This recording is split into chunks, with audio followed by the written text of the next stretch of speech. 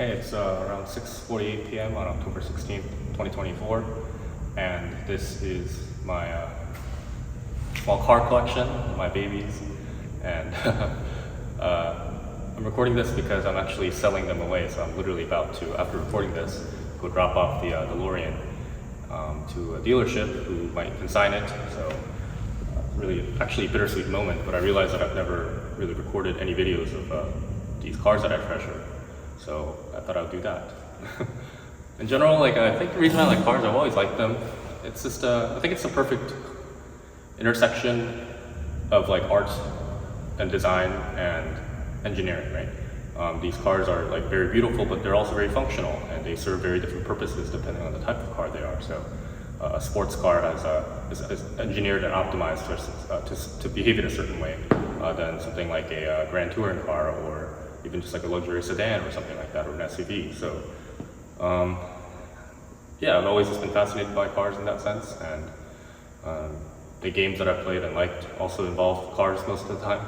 So I think that's why I like them. And secondly, I'm selling them because I'm moving to New York. So it's a new chapter in my life. It was a big decision, but I've been in LA for 6 years now, and every few years I just want to sort of move around to a different setting. I think that helps the brain get rolling and come up with new ideas. So I guess I could have kept the cars, but it just felt like I also want to reduce my physical possessions in general, and I spend most of my time in virtual space, where my brain is anyway. And yeah, I think the goal with Axiom and HELIX eventually is to get to a point in which if I own items there, I really feel like I own them in physical life. In fact, it should be better. Owning an item within virtual space should be just as good, if not better, than owning that item in real life. So that's kind of a tangent, but I guess you still can't quite beat the experience of driving a car. I think that's one of the coolest feelings in the world, especially with the roof down and coasting down certain environments here in LA. But I think it's just time to move on and experience different things. And when the right time comes, I'd love to be able to acquire different cars and experience different ones. But I've had a lot of joy owning these cars and treated them with a lot of care and respect. So I hope that wherever they go, they end up going to the right owners who can treat them the same way. So yeah, I can sort of show you around. So this is a 2005 Boxster S.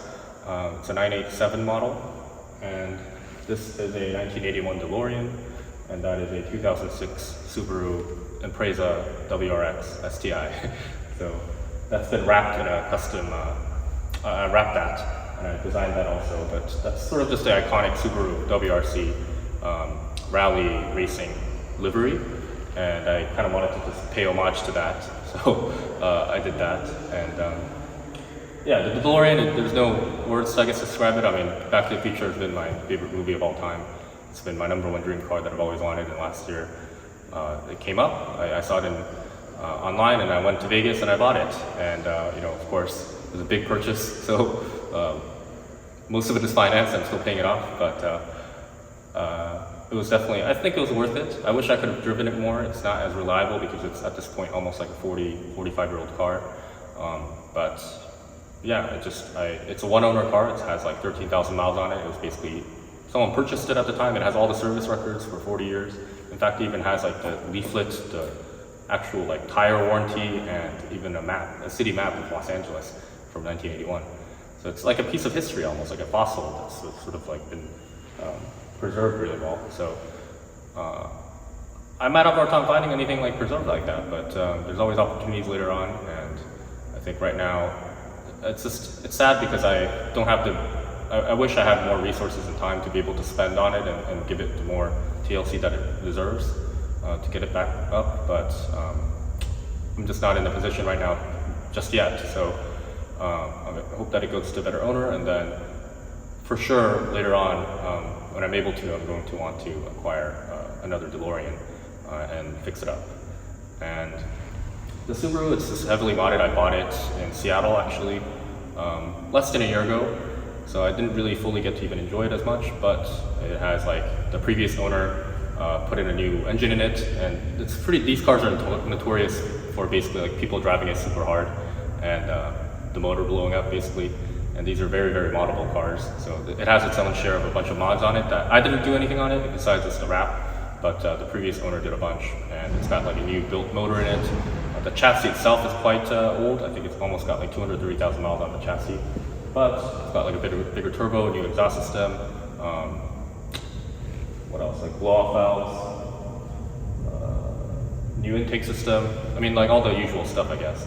So this thing's fast, and it also has like a flex fuel kit. So basically, it takes ethanol fuel and it pushes when we dynoed it. I think it pushes like 370 horsepower, which is like really nice on such a like not that big of a car, right? And it's all-wheel drive. So when you drive that thing and with the boost kicking in, it really is like a really different feeling than driving like a Porsche, for example. And yeah, this one I bought when I first moved to Koreatown here, and actually the first cars that I purchased ever, my first car was like a 1996 BMW 328 IS. This is when I was at Stanford, and I bought that car for like $2,500 or something like that, and like everything besides the engine is just like it breaks down. And then I actually got the same car here when I first came to LA in the convertible format, and then that was also, I got it for like $1,700, and that also broke down.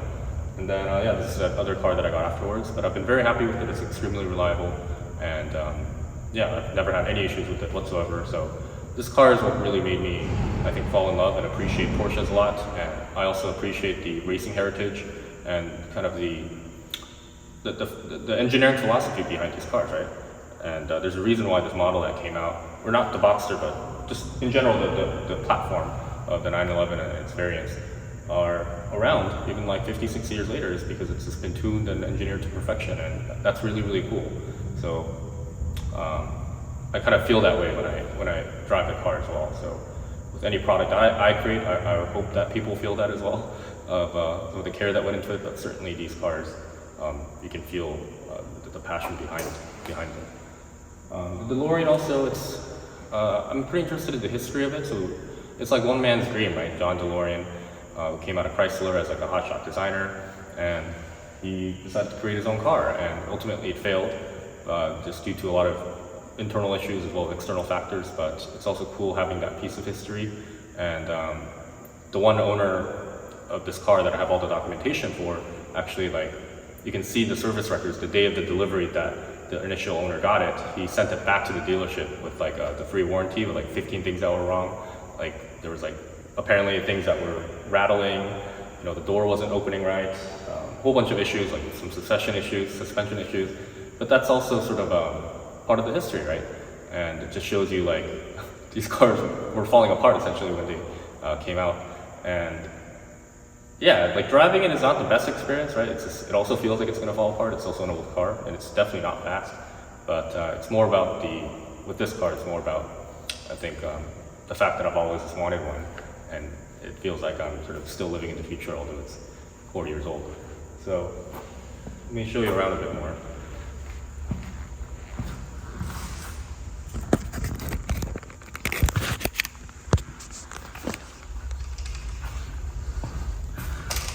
So this car is affectionately called Sally, named after Sally Porsche in the Cars series.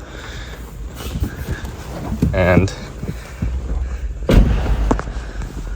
really nice interior, and it's got around 128,000 miles on it, I guess.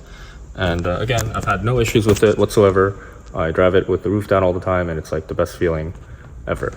And it's the S variant, which has like a slightly larger displacement and a bit more power. And I just think it's like, I mean, can you believe this car is 20 years old? It is kind of spotless, but Porsches have not changed their design that much since this generation. So a lot of people don't realize this is a very, very old model. And this doesn't even have Bluetooth. It has radio that I use to connect like this device with. And it's got a 6 CD changer, which again, kind of cool. The DeLorean, of course, his name is Marty, named after Marty McFly. And let me show you.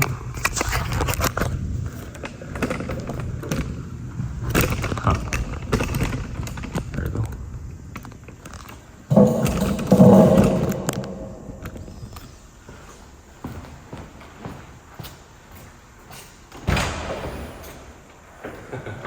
never gets old, that sound.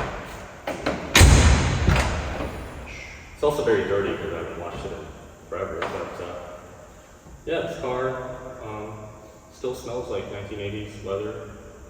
It's like a mix of new leather and like cigarettes almost. And let me show you kind of the inside. It's also got this cool gas flap.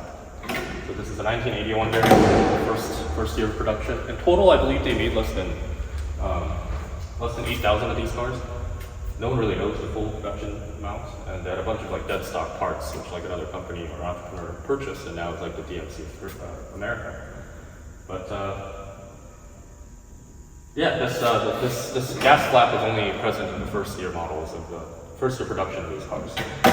After that, you have to sort of open up the whole hood to fuel up. The engine's in the back, and it's a 2-seater, so sort of see. This also is a very clean one. And of course, actually, I need to show you, it's got the out of time template, or the license plates. This car has got to have one of the coolest silhouettes, I think, ever in the history of cars, or at least it's one of the most iconic vehicles ever created. Now, the performance is a whole different story, but yeah. So, inside is a manual, of course. It's a 5-speed. Pretty basic inside, but apparently the leather was manufactured by a pretty nice manufacturer at the time. And little glove box here, that's where the original papers were. And if I can find it upstairs in my apartment, I'm going to try to record the initial documents as well. But this is what it looks like. Let's move on to the Subi. Actually, here's how you close it. And it's actually quite spacious inside. Because John DeLorean, the creator of this car, was, I believe, 6'3", 6'4". So there's definitely enough headspace up top. And it almost feels like a fighter pilot jet. And I think this is also the way the Acura NSX is, the Nissan NSX. I haven't tried it yet, but yeah. Just from photos I can see. And then this is the Subaru. It's wrapped in this iconic livery. It's got this huge fat spoiler in the back. This car is very fun to drive. Actually, look at the keys here. These are the different keys. That's the DeLorean, Porsche, and the STI.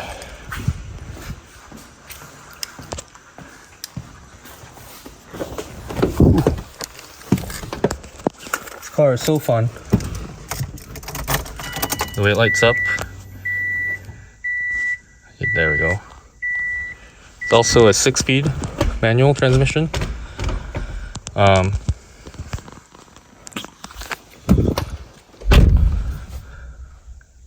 Named Subi.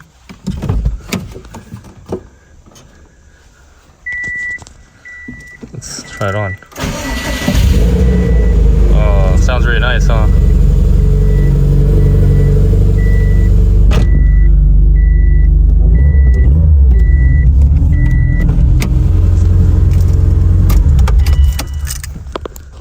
So, I think that about concludes my tour.